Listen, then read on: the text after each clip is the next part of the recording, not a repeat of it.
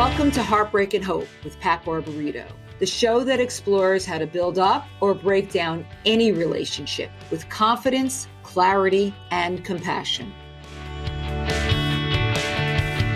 To provide some context as to why Rob Liebreich is our guest today, you first need to know about this place called Goodwin Living and why such a place inspired us to invite their CEO to our program. And what does that place have to do with heartbreak and hope? You know, sometimes we think of places, senior living places, as sad places. However, I've been hearing about this magical place called Goodwin Living in Northern Virginia for the past 6 years. Now, full disclosure, my older daughter, Jackie Barbarito, started her professional life at Goodwin Living. She was in graduate school at GW. She's the administrator of Healthcare Center and Assisted Living. And on a regular basis, weekly, maybe sometimes daily, I have been hearing stories that intrigue me and have made me look at aging in a very different way. And at 65, I'm looking at aging. Goodwin Living is a place that inspires hope in the lives of thousands of people every day.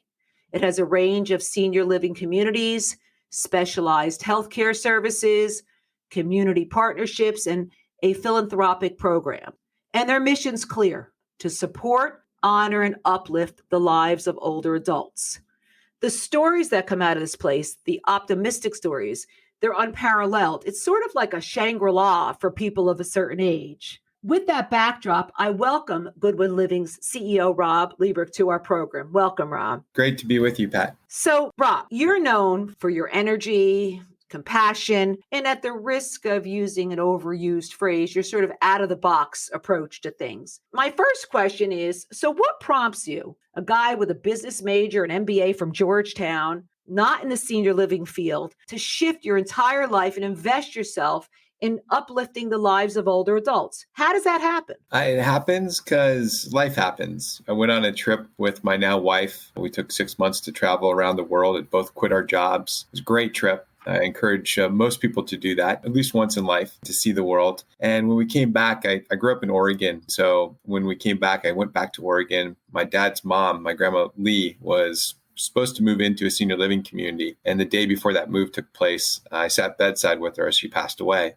And that was really profound for me. So I had spent a number of years in the telecommunication field. I had, as you mentioned, business degrees from Georgetown. And I just felt really moved to shift my energies towards taking the fear and anxiety out of the process for older adults and trying to find a way to replace it with hope and purpose. And so I enrolled at Johns Hopkins University in an MBA focused on senior care and housing.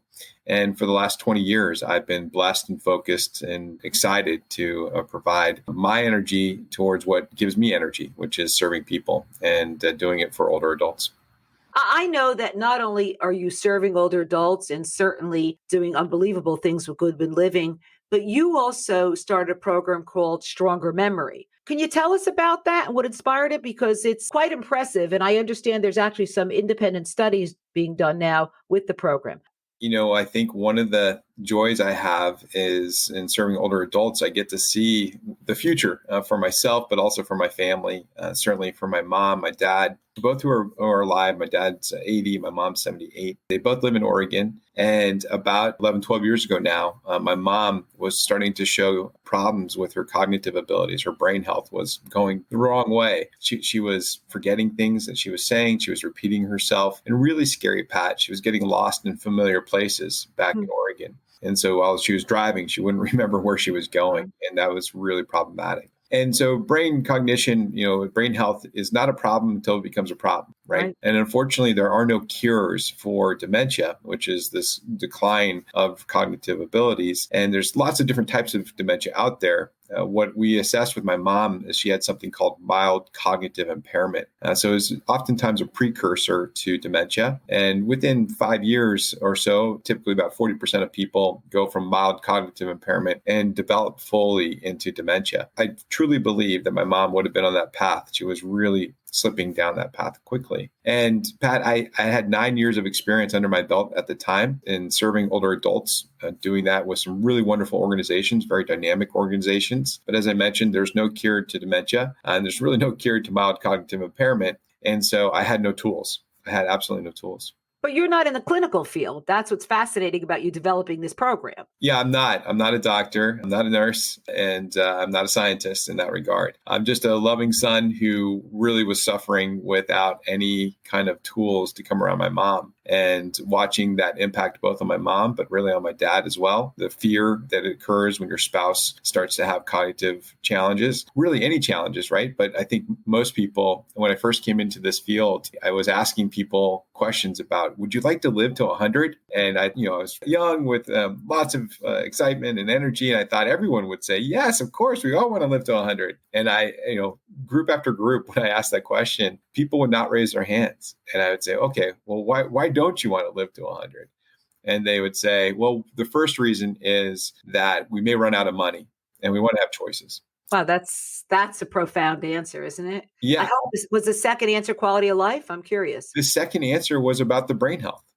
They just didn't want to get to the point where they could not cognitively make decisions and wanted not to be, quote unquote, out of their minds. And so there's a lot of fear around losing your brain health. So my mom was on that journey, and it's scary. It's really scary. And to this day, she would say fear is a driver for her to do what she needs to do to alleviate the symptoms associated with what she's gone through. Well, did you have a conversation with her, Rob? Were you able to say to her, Mom, I'm concerned? Absolutely. Yeah, no question about that. So my dad had that conversation with her. I have an older brother, older sister. I'm the youngest of three. We all had the conversation with my mom, which is not easy. But when you have the conversation, you have no pathways to travel that are going to make it better. That's sort of a dead end conversation. It doesn't really help. Fortunately for me, I had gone to a conference with Leading Age, which is an association of other not-for-profit organizations like Goodwin Living. I had listened in on a topic where they figured out that if you have the ability to do three simple things on a daily basis, read out loud, handwrite, and do simple math quickly, that those three things would allow you to really engage this part of the brain called the prefrontal cortex. There's two parts of the brain that develop later in life, the hippocampus and the prefrontal cortex. Both are really involved in memories and functioning, and both are late to develop for most people. And what they found was that if you could just engage those parts on a daily basis for 20 to 30 minutes a day, you could really not solve for dementia because there's no cure, but you could arrest the symptoms. And so I took that knowledge from that conference, and I said to my mom, hey, let's do this. Don't know if it's going to work or not. You're not as far progressed and your cognitive ability is still strong. So what if we introduce it sooner upstream? And she said, great, let's do it. How did you introduce it? I mean, what did you do? I said, let's start reading out loud every day. Let's start doing handwriting every day. So journaling was easy for her. That's an easy path for her. The reading out loud was easy for her, although she found out fairly quick that she needed someone to read to. So finding someone, an audience to keep you out loud instead of reading silently. I know for me, when I start reading out loud, about 3 paragraphs in, I'll find myself back into silent reading again. But she was able to do that. My dad was there, obviously, and friends. She's got a good core of friends. And then finding ways to do simple math quickly. And so we enrolled her in a program that first and second graders were involved in. And you can imagine talking to your mom about, okay, well, you're in your late 60s. How would you like to join a class of first graders, second graders to engage in simple math? I don't know how I'd handle that or respond to that. Right. My mom is a remarkable person. She said, sure, let's do that. I'm so afraid of what will happen if I don't try this type of stuff. Let's try it out. And so she started to do that. That gave her math curriculum. And by doing those 3 things daily, habitually, within a month, her forgetfulness started to dissipate. Her repeating herself had gone away, and she was no longer getting lost in familiar places. And we said, wow, this is powerful, really powerful. And I had a friend, her name is Judy Wadsworth. She's a great, great woman, a very funny woman, very caring woman. And I worked with her in Seattle. And she said to me, man, your mom's story is fantastic. What are you going to do to help other people? And so that prompted me and the organization I worked with at the time, Aegis Living, which is based in Seattle, to create a whole curriculum. We spent about a year working with a soon-to-be occupational therapist and someone who had been a teacher before, really collaborating and creating a curriculum. And it wasn't complicated. Again, reading out loud, simple enough, handwriting, simple enough, and finding simple math to do. That was probably the hardest part, finding simple math to do. We created a program, a curriculum, and that curriculum was really only intended for residents in our community in Seattle at the time. And fast forward a few years later, realizing that everyone really should benefit from this, whether you have resources or not, you should be able to have a pathway to this type of curriculum. And so we created at Goodwin Living the program called Stronger Memory. And that's now it's almost a 200-page book. That's extraordinary. I mean, I checked it out myself. I've heard about it. It's a free download. It's available to everybody. Yeah, it is free to everybody. And that's exactly what we wanted to do. Through the generosity of those that donate to the Goodwin Living Foundation, we've been able to fund it so that people don't have to pay for the program. And so anyone and everyone can download this. It's actually in Spanish as well. And what we're finding consistently is that within a matter of a couple of weeks, as early as 2 weeks to a month, they'll be able to talk about the increased focus that they have, the improvement. We had a lady who certainly was not able to remember her neighbors' dogs or the name of her neighbors at all. And, after doing this program for a couple months, she's remembering everybody and able to call them by name. So those are powerful moments. And what was interesting to me is that when you do the math or the tasks in the workbook, you don't have to get the answers right. It's not about getting them right, as I understand it. It's about going through the process. So it's not a test, it's not a challenging test. It's a part of process. Yeah, that's right. It is just, it's one of the greatest tests you'll ever take because you don't have to get the answers right, as you said, Pat. And it's just about engaging that part of the brain, making sure that prefrontal cortex is engaged on a daily basis. We're really excited to see the results. In fact, the state of Maryland was kind enough to provide funding so that the senior centers throughout the state could roll this out as a program. We've had now over 50 senior centers engage with us to roll it out in their counties. And the results are really fun to see. And we're doing research work with George Mason University. Professor Ahara and Professor Kathy Tompkins are really wonderful collaborators with us from the social work department. And we're finding really good results with the program and with the curriculum. So, well, if that doesn't speak to your passion about uplifting older people, I don't know what does. Rob, one of our favorite topics here at Heartbreak and Hope is love and relationships and the resiliency that comes with age. Many people in our audience are interested in love and relationship in the 55 plus years, what we'll call the better years. I've shared with our listeners myself that in my mid 60s, I began dipping my toe into the dating world, and it's challenging, exhilarating, exciting. And it's really nice to date when you know yourself after a lot of life has happened. But I would imagine that is something that you see at Goodwin Living. And I'm wondering, have you found that older adults are looking for marriage, for companionship? Because we all want a person, right? Doesn't everybody?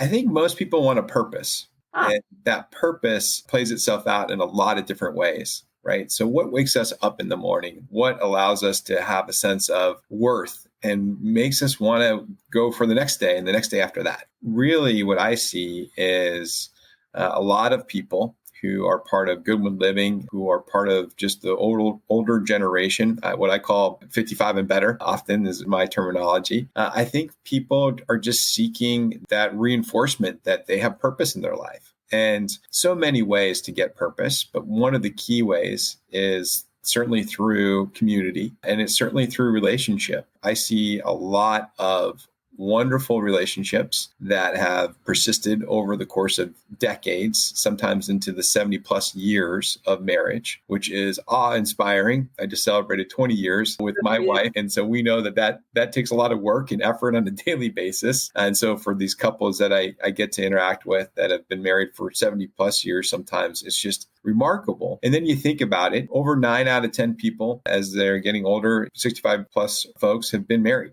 So there's a lot of people who have been married at some point in their life. That's a good indicator for wanting to come together. We know that in particular, men really benefit from marriage. Our health is better in so many ways. I was just reading and refreshing myself with the idea that your death rate over the course of 10 years when you're married is a lot lower by 46%.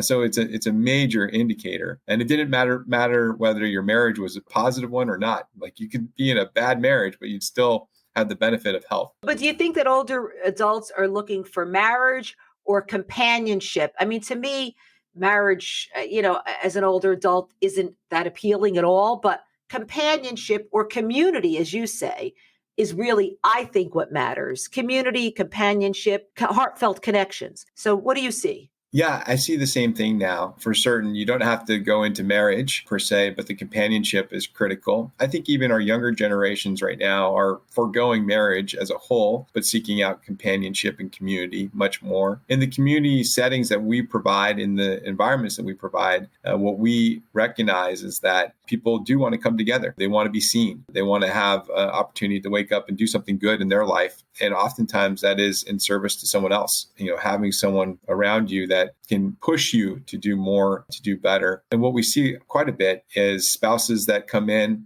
couples that come in, and one of the spouses passes away. And when you come into a community setting like a Goodwin Living and your spouse passes away, what you have around you is a full group of people that are there to support you and buoy you in that time. And it's not uncommon for someone amongst that group, when you're getting buoyed, to strike a fancy or an interest with you. And they might have also, oftentimes, they've gone through the same thing. They've lost a spouse and they've been buoyed by others in the community. And so now we're seeing, reconnections or new connections form in a community setting like ours. Those are pretty wonderful relationships to witness, the energy and the positivity. They are. I mean, a lot of times we refer to that as being well yoked. I love that expression. And I see a lot of older adults finding their person to go through life with. I like to think we all learn things as we get older that we could share with the younger generations. Are there things that you think that the seniors learn that they could share with younger adults about family relationships, about navigating life? Well, I remember with my own grandmother, I'm Jewish, my wife is Catholic. And when we were getting married early on, we had a lot of concerns that our grandparents were going to be not supportive of that interfaith relationship. And my grandma, the one who passed away on my dad's side, my grandma Lee, she was the one we were one of the most worried about. And she said, you know what, as I get older, I just realized love is love. And that's what's most important. Ain't that and true? I see that playing out so many times in the lives of our older adults. And I think that lesson is super important, that love is love. Everyone needs it. Everyone has the capacity to give it. And everyone should be looking for a chance to make the world better through it. And I think that's one of the key lessons that I've taken away by being around older people for a number of years now. Well, love is love. And that's certain. What has really been impactful to me in listening to the stories of Goodwin Living is how love is exhibited. I see and read on LinkedIn, and I hear through my daughter, residents are involved with Pride Month, with Juneteenth celebrations. The level of involvement and non-judgment is so impressive. So that's a love is love. And I think that that's remarkable. And I don't know if you can get that without living a certain amount of years. I don't know if we soften our edges until we get to a certain age. Yeah, it's a great question. I know at certain ages, people start to say, oftentimes around 50, sometimes around 60, sometimes around 70, but they say, wow, I'm just going to speak my mind. I'm no longer going to hold back. I don't know. No filter. Yeah, I don't know what age that was for you, Pat, or if you've hit that mark yet. I hit that mark and I'm getting worse, but yeah. It's true. And so I think there's that element, and maybe that's not considered, rounding your edges in that regard, but it's being who I think you referenced it earlier, like you got a chance to really learn yourself and know yourself better. And so you recognize that if you know yourself and you've learned yourself, gosh, the amount of time you have on this earth is limited. Why not be positive about it? Why not have good experiences? Why put pressure on others to conform to who you are or what you want them to become versus just accepting that there's so many other people out there with different ways to look at the world. And I think that's what I've seen from a lot of older adults is that wisdom of, I want to speak my mind, but I'm not looking to create fights, right? I'm not looking to create fights. I might distance myself from other people that I don't want to spend time with, but I'm really looking to build upon my love and my inner knowledge of myself. And if other people around me can help me do that, great. I think one of the biggest other lessons, you referenced lessons, is that commitment. Whether you're married or in a relationship, just that idea that you do stay with someone through thick and thin, good times and bad health times as well. And I think what I've been really moved by sometimes, Pat, is I had a couple who the wife was having a lot of challenges with dementia and the husband wasn't. And the husband moved in with the wife into a dementia neighborhood and lived there with her so that she could really acclimate and get the support that she needed. And I thought, wow, that is a commitment that That's you don't devotion. get to see very often. We should probably explain to our listeners that one of the extraordinary things about Goodwin Living is that a couple, married or not, could be in Goodwin Living facilities, and one of the partners could be in assisted living and the other in independent living, or they could choose to live together. And it gives that kind of ability to be cared for while the other person can have the freedom to explore their life. That's a very interesting aspect of Goodwin Living to me. It's huge. I just had lunch with a group of residents last week, and one of the folks was talking about exactly that, how their spouse is receiving care in a memory care setting for them, and they get to visit them all the time, but they don't have all the pressure of being right there with them. And they're under the same roof, so to speak, because it's all one big building with a lot of different parts. And I think that's one of the greatest gifts that a community design like a Goodwin Living, to be able to provide that kind of comprehensive care and to do it in a way that someone can still be independent, whereas the other person may be receiving more support. So, Rob, what do you think it is about the community of Goodwin Living that inspires people to be engaged? Well, I'd love to take credit for it. I'd love to say that it's something that Goodwin Living has done specifically. I would say there's a couple of key ingredients to the mix. One is that we are a faith-based, not-for-profit organization. And so we come out of the Episcopal faith. And I think that allows us to have a lot of openness and intentional welcoming to all. So that's a good starting foundation. Our organization has been at it for some years, so 55 years in the making. So the reputation's been built up over time. And that reputation has been an organization that certainly wants to, quote unquote, care for older adults. But as we've learned, that older adults come with a tremendous amount of capacity and a tremendous amount of talent and curiosity that is still strong, even into their 60s, 70s, 80s, 90s, and into 100s. And so our real focus is how to create ways for people to live out their own dreams and encourage those people, all of our residents, to think about, well, what is the legacy I want to have on this life in this world? And when you start to have those conversations and you do that again and again and again, you find most people, their feedback is, I want to make sure my family is good, love for my family, and I want to make sure my community is better. And so that is what sparks people, I think, to come out with their advocacy and their efforts. And then you mix all that talent together, because you can be any age and you've gained talents over the years. And so our folks have learned how to advocate for things in a way that is meaningful and helps move the needle, but doesn't alienate people along the way. And anything that surprises you, any community involvement that ever surprises you, or you think, wow, didn't see that coming? We had a number of folks with the George Floyd tragic death. I think that sparked for a lot of organizations, a lot of people, just enough is enough moments. And of course, unfortunately, we've had too many more enough is enough moments post that.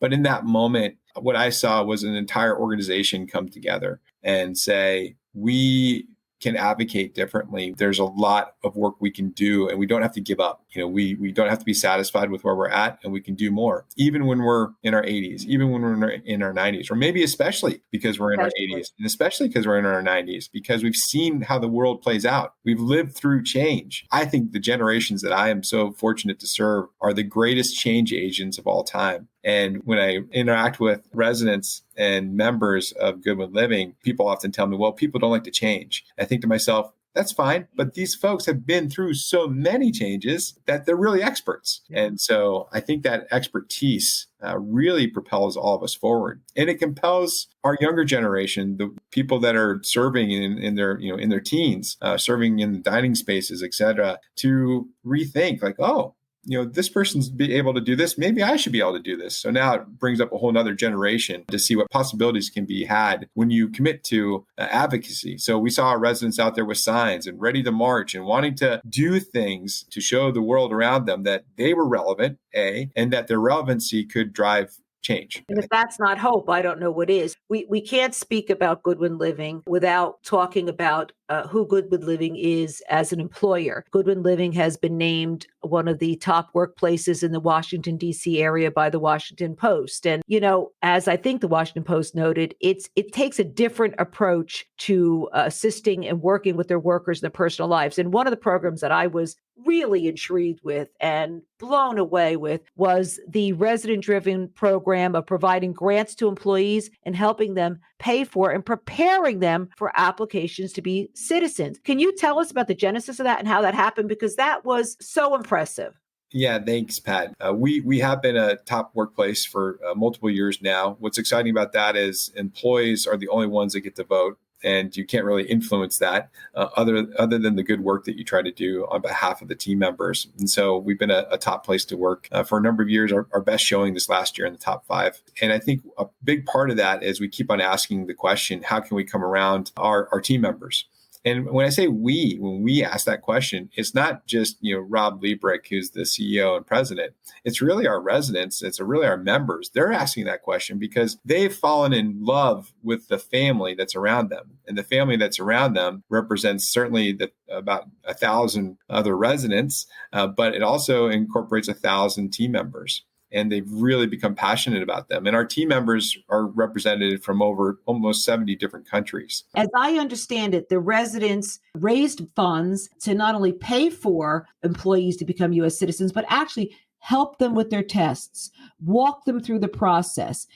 It became a Goodwin Living project, and it really changed people's lives. Yeah, so that's exactly the right path that this is all taken. A resident of ours, Rita Siebenhaller, in 2018 said, what else can we do for our team members? They are so diverse. They come from a lot of different places. How can we serve them? And she was hearing from people that were challenged to get citizenship. And they really wanted to, but there was a $725 fee that was in the way. And for some, that couldn't be the priority. They had to put food on the table. Sure. And so her question was, well, what if we took that out of the equation and helped them with that fee? And that's what spurred the start of this. And with just a couple of weeks, they had several $1,000s of donations. And since that 2018 time, Pat, we've had upwards of 100 team members start their path to citizenship paid for by Goodwin Living. And the program's so wildly successful and so supported by the residents, so engaged with our team members that we now are able to offer that up to not just the